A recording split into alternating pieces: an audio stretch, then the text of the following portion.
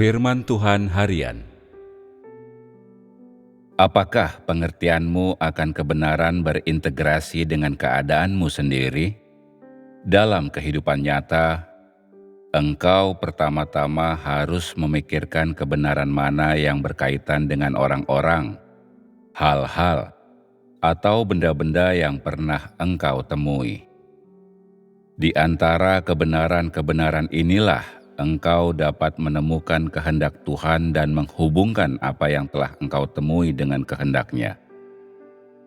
Apabila engkau tidak tahu aspek-aspek mana saja dari kebenaran yang berkaitan dengan hal-hal yang telah engkau temui, tetapi engkau langsung begitu saja mencari kehendak Tuhan, ini pendekatan yang buta yang tidak akan mendatangkan hasil. Apabila engkau ingin mencari kebenaran dan memahami kehendak Tuhan, pertama-tama engkau perlu melihat hal-hal seperti apa yang telah datang kepadamu. Lalu aspek-aspek kebenaran yang mana saja yang terkait dengan mereka. Dan carilah kebenaran dalam firman Tuhan yang terkait dengan pengalamanmu. Kemudian carilah jalan tindakan nyata yang tepat bagimu di dalam kebenaran itu. Dengan cara ini, engkau akan memperoleh pengertian tidak langsung akan kehendak Tuhan. Mencari dan melakukan kebenaran bukanlah menerapkan sebuah doktrin secara mekanis ataupun mengikuti sebuah rumus.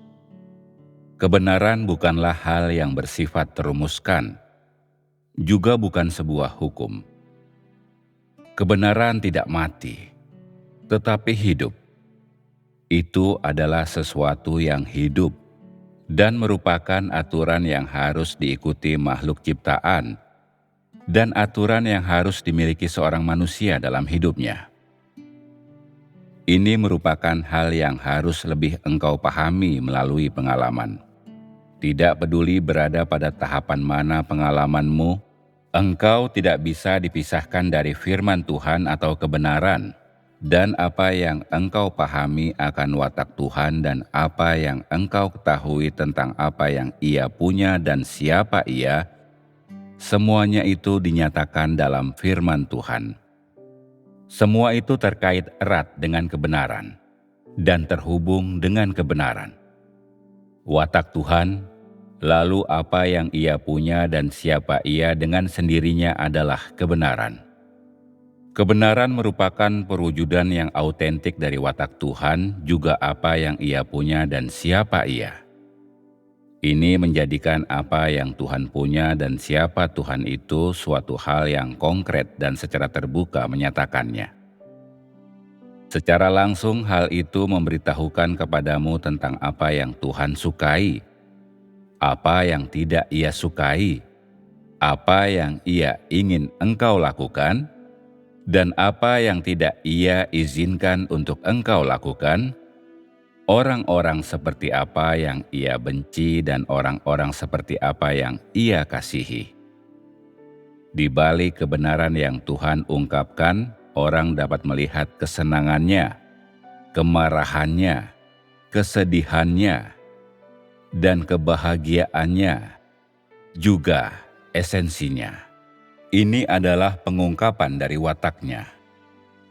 Selain mengetahui apa yang Tuhan miliki dan siapa Tuhan itu, dan selain memahami watak-Nya dari firman-Nya, yang paling penting adalah perlunya mencapai pemahaman ini melalui pengalaman nyata.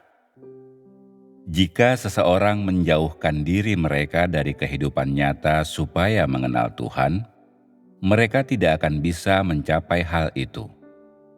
Bahkan jika ada orang-orang yang dapat memperoleh sebagian pemahaman dari firman Tuhan, pengertian ini terbatas pada teori dan ucapan, dan akan berbeda dengan seperti apakah Tuhan itu sebenarnya.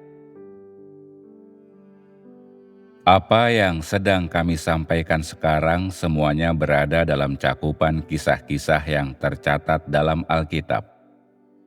Melalui kisah-kisah ini, dan dengan menganalisis hal-hal yang terjadi, orang dapat mengerti watak-Nya, dan apa yang Ia punya dan siapa Ia yang telah Ia ungkapkan, memungkinkan mereka untuk mengenal setiap aspek dari Tuhan dengan lebih luas, lebih mendalam, lebih lengkap, dan lebih menyeluruh.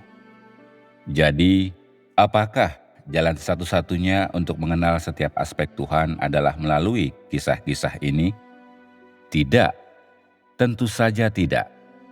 Karena apa yang Tuhan katakan dan pekerjaan Tuhan pada zaman kerajaan dapat membantu orang mengenal wataknya dan mengetahui tentang hal itu secara lebih menyeluruh.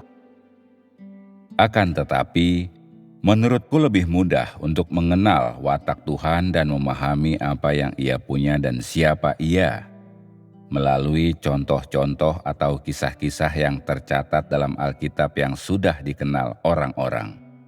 Apabila aku mengambil kata-kata penghakiman dan hajaran dan kebenaran yang dinyatakan Tuhan di masa sekarang untuk membuatmu mengenalnya kata demi kata, engkau akan merasa itu terlalu membosankan dan bertele-tele. Dan sebagian orang bahkan akan merasa bahwa perkataan Tuhan nampak terlalu terumuskan. Akan tetapi, apabila kita mengambil kisah-kisah Alkitab ini sebagai contoh agar orang lebih mudah mengenal watak Tuhan, mereka tidak akan menganggapnya membosankan. Dapat dikatakan bahwa sepanjang menjelaskan contoh-contoh ini, rincian-rincian mengenai apa yang ada di hati Tuhan pada saat itu, suasana hati dan perasaan, atau pemikiran dan gagasannya telah disampaikan kepada manusia dalam bahasa manusia, dan tujuan dari semua ini adalah agar mereka menghargai, merasakan bahwa apa yang Tuhan punya dan siapa Tuhan itu bukanlah sebuah rumusan. Itu bukanlah sebuah legenda atau suatu hal yang tidak dapat dilihat dan disentuh orang-orang. Itu merupakan hal yang benar-benar ada, yang bisa orang rasakan dan hargai. Inilah tujuan utamanya. Engkau dapat mengatakan bahwa orang-orang yang tinggal di zaman ini adalah orang-orang yang diberkati. Mereka dapat belajar dari kisah-kisah Alkitab untuk memperoleh pengertian yang lebih luas tentang pekerjaan Tuhan sebelumnya. Mereka dapat melihat wataknya melalui pekerjaan yang telah Ia lakukan. Mereka dapat memahami kehendak Tuhan bagi umat manusia melalui watak-watak yang telah Ia ungkapkan ini, lalu memahami manifestasi nyata dari kekudusan dan kepeduliannya terhadap umat manusia, demi mencapai pengenalan yang lebih mendetail dan lebih mendalam akan watak Tuhan. Aku percaya bahwa engkau semua dapat merasakan hal ini,